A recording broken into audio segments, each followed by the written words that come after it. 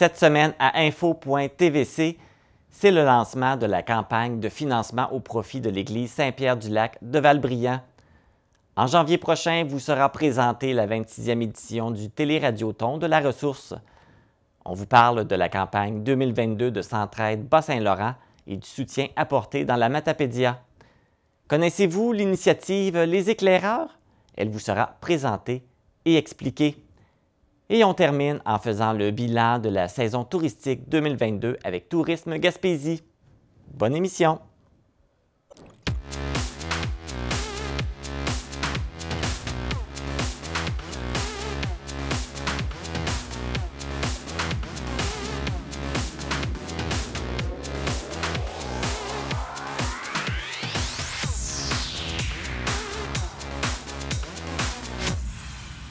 Ici Marc Baudouin, bienvenue à info.tvc, édition du 16 décembre. Cette semaine aussi, nous avons une émission bien remplie à vous présenter, alors on débute sans plus tarder avec les actualités matapédiennes.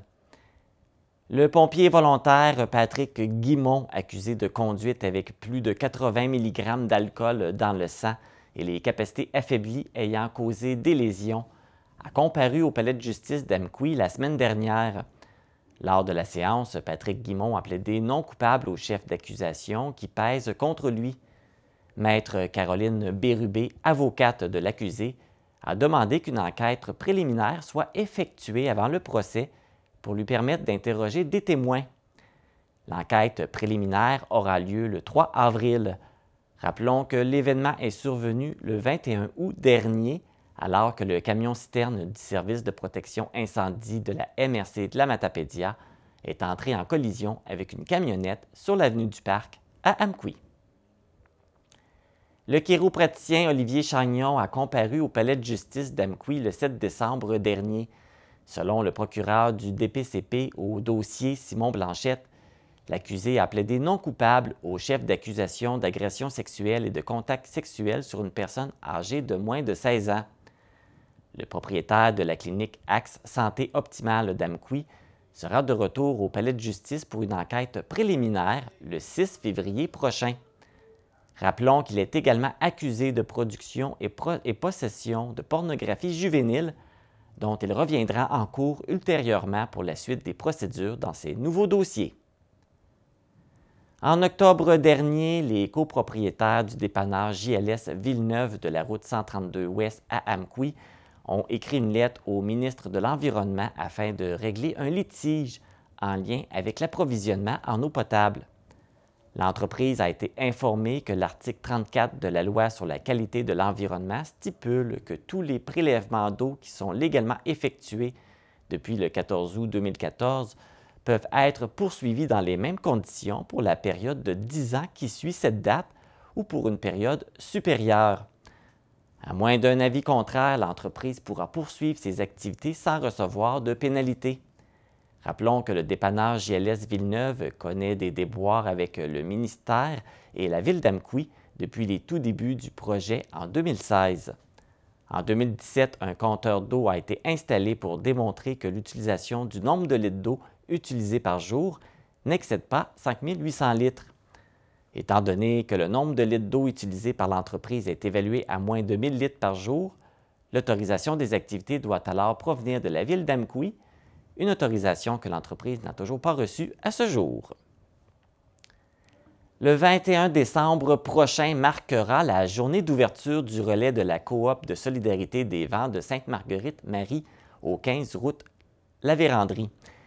Le service de bar ne pourra être offert pour le moment, mais vous pouvez vous y arrêter pour prendre un repas. Un menu varié vous y attend.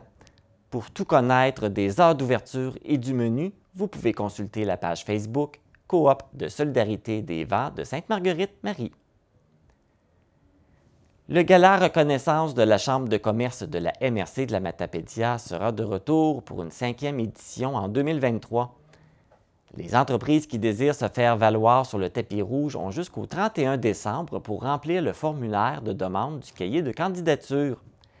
Celui-ci sera accessible via le site Web de la Chambre de commerce. Les cahiers seront envoyés aux entreprises à partir du 9 janvier. Pour plus d'informations, vous pouvez contacter Karine Deschaines par téléphone au 418-629-5765 ou par courriel à l'adresse que vous voyez au bas de l'écran.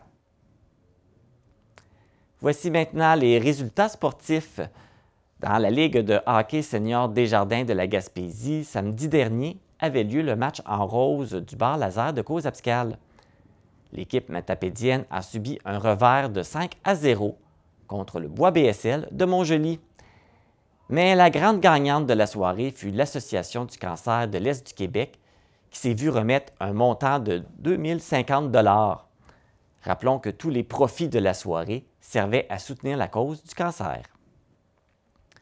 Du côté de la Ligue interrégionale de hockey féminin, les Cyclones M18 du Bas-Saint-Laurent ont participé au tournoi provincial de hockey féminin de Québec les 8, 9 et 10 décembre dernier. L'équipe a atteint la finale, mais a terminé en deuxième place après s'être inclinée 2-0 contre les Citadelles de Québec. Le prochain match aura lieu ce samedi 17 décembre à Saint-Fabien contre les Huskies de Chaudière-Appalaches. Les nageuses du club de natation Nataqui ont très bien performé lors de leur participation au défi Nez Rouge UL à Québec en fin de semaine dernière. Les jeunes de 12 ans et moins ont effectué une belle récolte de médailles. Béatrice Lévesque est revenue avec une médaille d'or aux 100 mètres brasse et 3 médailles d'argent aux 50 mètres d'eau, 50 mètres brasse et 100 mètres 4 nages, et 2 médailles de bronze aux 100 mètres libre et 100 mètres d'eau. De son côté, Nora Duhamel a récolté une médaille d'argent aux 50 mètres papillon et une médaille de bronze aux 200 mètres libre. C'est ce qui complète les actualités matapédiennes. Restez à l'écoute, on parle d'une campagne de financement pour la réparation de l'église Saint-Pierre-du-Lac de Valbriand.